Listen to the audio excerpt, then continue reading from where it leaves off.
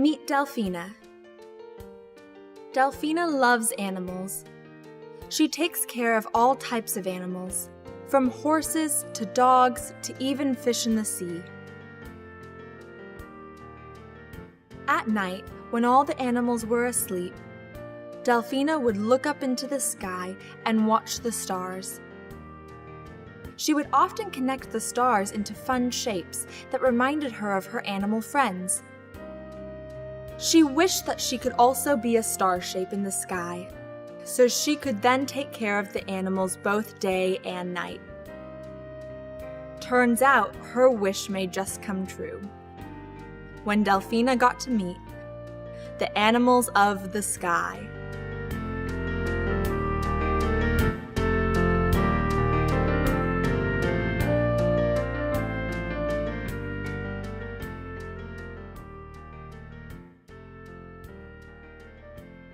The evening her story began was a windy one, and she had fallen asleep outside. This isn't good for a stick figure such as Delphina. She had awoken in the middle of the night to find that her stick body had blown away. Oh no! What is she going to do? Delphina. Huh? What was that? Delphina. Hello? I can hear you. Where are you? Above you, my dear. Above me? But all I see are stars. As Delphina finished her last word, she started to feel a force pulling on her. To her amazement, she was floating off the ground. Wait, what? Where am I going? Delphina said, frightened. Don't worry, my dear. I've got you. Delphina tried to remain calm as she watched the world below become smaller and smaller as she was taken further and further away. When she finally came to a stop, the earth was just a small blue dot among the stars.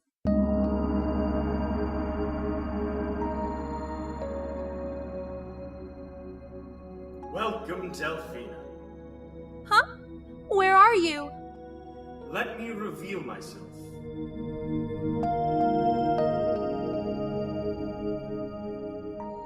I am Ursa Major, the Great Bear. Wait, what? You mean the stars can be connected to form real animals? Yes, Delphina. Many animals are among the stars. You just need to know where to look. How come I've never heard of you before? Probably because many Earth people don't see me as a bear.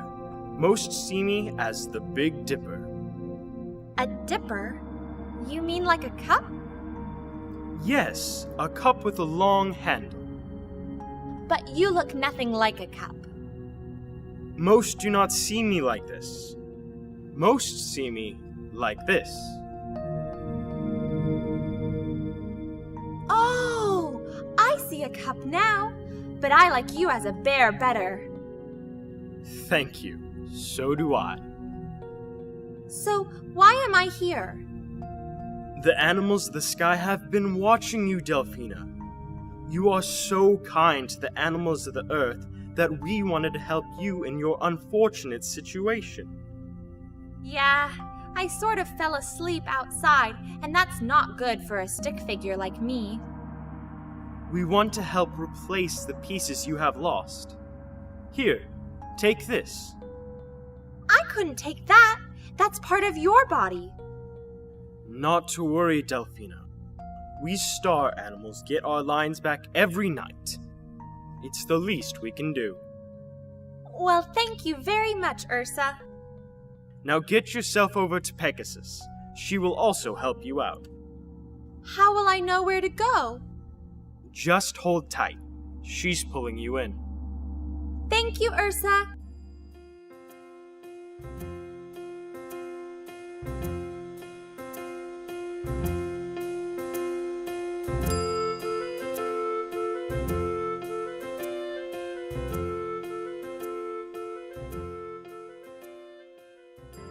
As Delphina came to a stop, she looked around at this new area of stars. Delphina, welcome. Pegasus?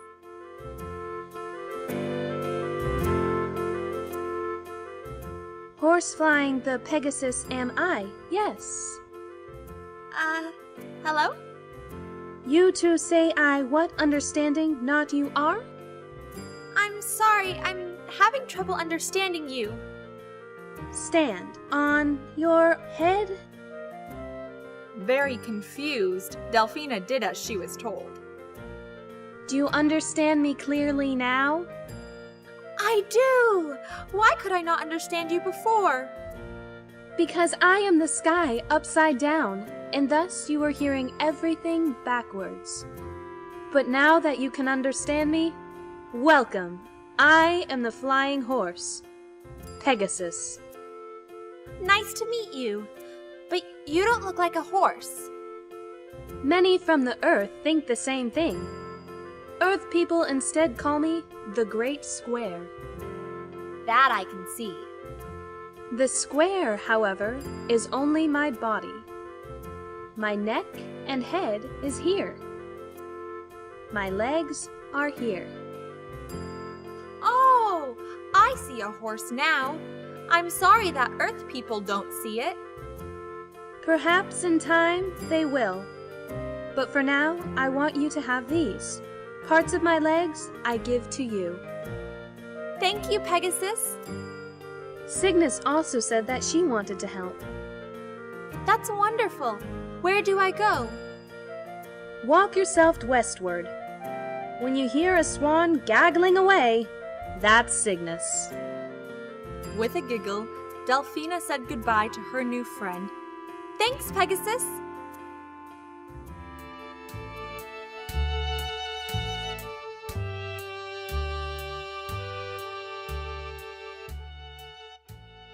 It wasn't too long of a walk before Delphina started hearing a female voice. I tell you, Aquila, the attitude change in that young boy was quick as Leapus the bunny. And wouldn't you know, one summer later he became the most handsome swan I ever did see. Now don't you go and tell Cetus anything I've told you. He doesn't seem to care much about stories like that. Pardon me, are you Cygnus? Delphina! Why, it's so nice to finally meet you. Cygnus the swan at your service. Of course, you probably already knew that. Hard to miss this long, beautiful neck and my broad, spectacular wings.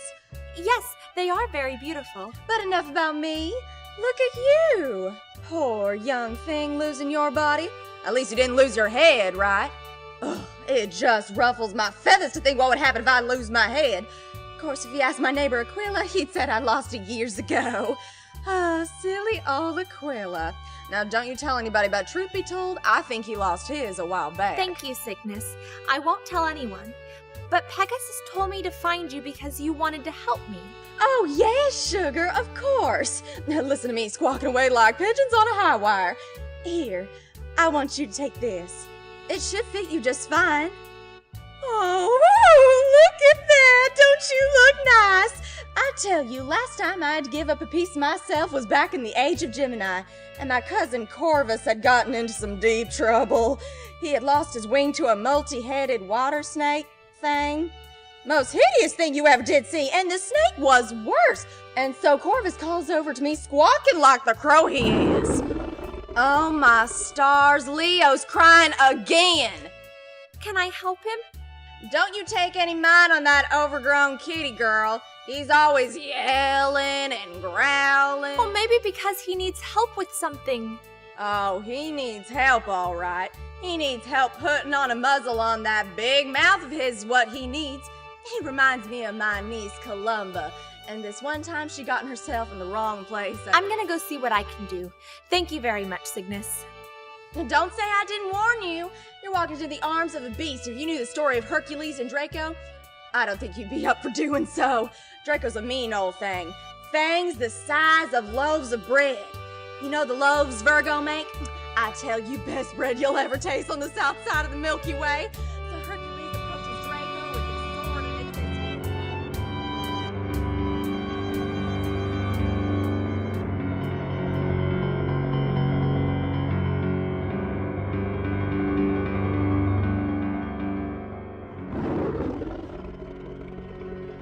Delphina followed the sound of the mighty lion's roar.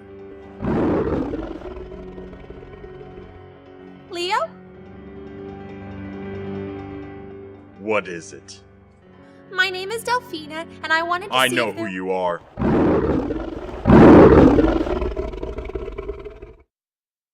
Why are you not running away in terror?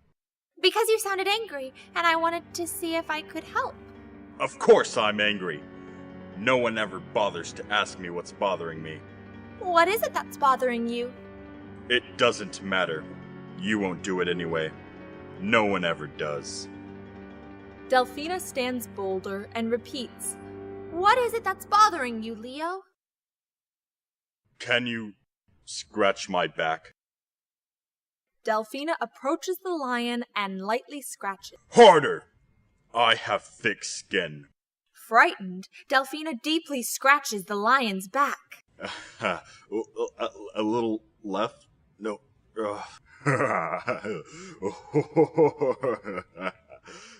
Right there.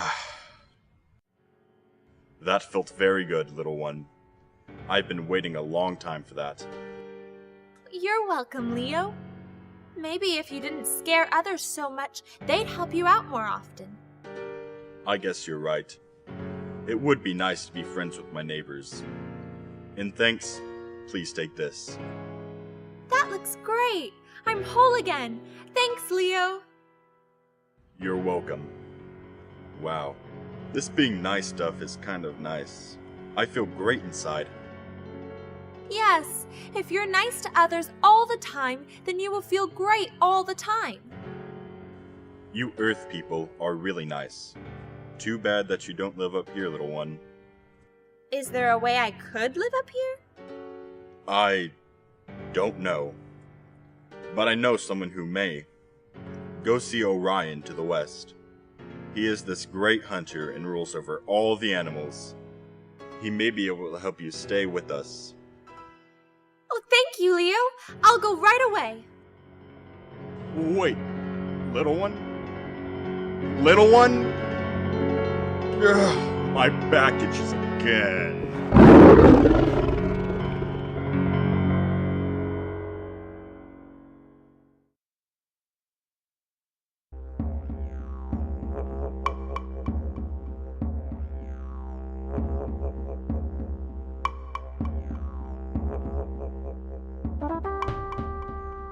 Delphina headed west and came to an area with extremely bright stars all around.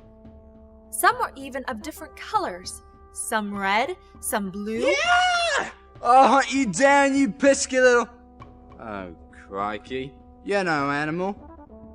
No, sir. Sorry to intrude. Are you Orion, the great hunter? That's my name. Hunting is my game. I'm the best hunter in all the sky. I've the stars to prove it. You do have some very bright stars. Only the best get the brightest. I'm the best hunter in both the heat and in the cold. That's why the stars are different colors. You see that blue one down there in my foot? And how about this red one on my shoulder? Pretty, huh, love? Yeah, they are. How cold was it to earn you the blue one? Cold? No, ankle biter. Blue stars are hot stars. On the blue one for hunting in the extreme heat. Oh, so red stars are cold stars? You got it, love. I got the red stars for hunting in the coldest of cold seasons. That's opposite than we have on Earth. Earth people see red as hot and blue as cold. Well, if you Earth people ever come live up here, then you'll just have to switch them. Blue stars are hot, red stars are cold. Thank you. I will remember that. What for, love? You're thinking of living up here? Well, Leo said that you may be the person that could allow me to live up here. Well, I am the great hunter. There's the one more powerful than I. Scorpius the Scorpion. She's the only one that has ever defeated me in battle, and it is she who would have the power to grant you your request. Where can I find her? They keep me and her as far apart as they can. So, look for her on the opposite side of the sky. Thank you, Orion, and I hope to see you again soon. Farewell, love. Be safe out there.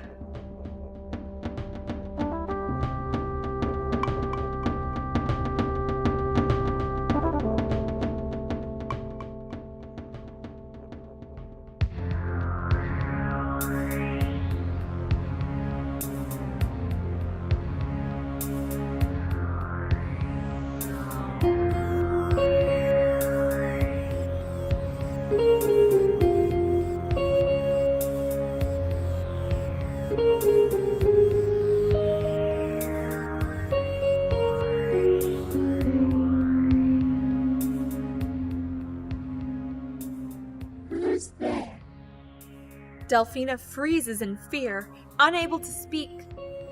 Who's there? My name is Delphina, Miss Scorpion. What is your purpose? I've come to ask permission to live in the sky.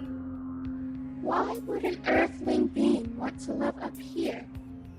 There are many animals up here for me to take care of. To live in the stars, you must have knowledge of them. I will ask you 3 questions. If you answer correctly, I will grant you your access. Delphina becomes worried that she may not have learned enough in her short time here. Question 1.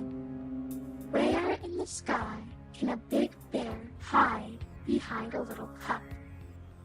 A big bear hiding behind a little cup? That's impossible. How can a big bear hide behind a little cup? Delphina was going through all events she had experienced this night. Can any of them help her answer this question? Probably because many Earth people don't see me as a bear. Most see me as the Big Dipper. That's right. Earth people usually see Ursa the Great Bear as a Big Dipper, the bear hiding behind a cup. Ursa Major! Very good, human. Delphina was filled with excitement with her success of the first question, but the feeling quickly passed as Scorpius asked her second question. Question 2. Where in the sky does being right side up mean you're upside down? Delphina froze. To be right side up, I have to be upside down? If I'm upside down, then how can I be right side up? Delphina went through her memories. Did she ever learn anything about being upside down? Because I am the sky upside down, and thus you are hearing everything backwards. Of course, I had to be upside down to talk with Pegasus, the flying horse. Pegasus! You learn quickly, human. Delphina was excited as the Scorpion asked her final question. My heart is easy for all to see, yet many retract from the sight of me. What temperature do people see my heart, to make them turn, run, and depart? Delphina looked deeply at the heart star of Scorpius. It's glowing a beautiful red. Red stars. Red stars. I remember something about red stars. Who was it that taught it to me? Well, if you Earth people ever come live up here, then you'll just have to switch them. Blue stars are hot, red stars are cold. Yes, that's it. It's the opposite of Earth. You have a cold heart. Yes, I do. She had done it. She had gotten all 3 questions. She was going to live with her animals in the sky. She felt a familiar force taking her back down to Earth. Wait, what? Why am I going down? I got all the questions. I thought I was going to live in the sky. No reply came as she continued to descend to Earth. Looks like Scorpius does have a cold heart.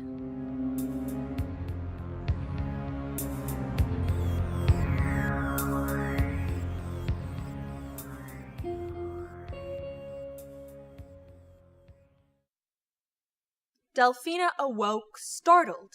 She was where she had fallen asleep. Her body was whole. It was as if the entire night was a dream. Delphina started to cry. She had hoped it was real. She wanted to be part of the sky. Delphina! Delphina stopped crying at the sound of the familiar voice. Delphina! Delphina looked up and saw the familiar stars of Ursa Major. Ursa, it is you! I thought I dreamt it all.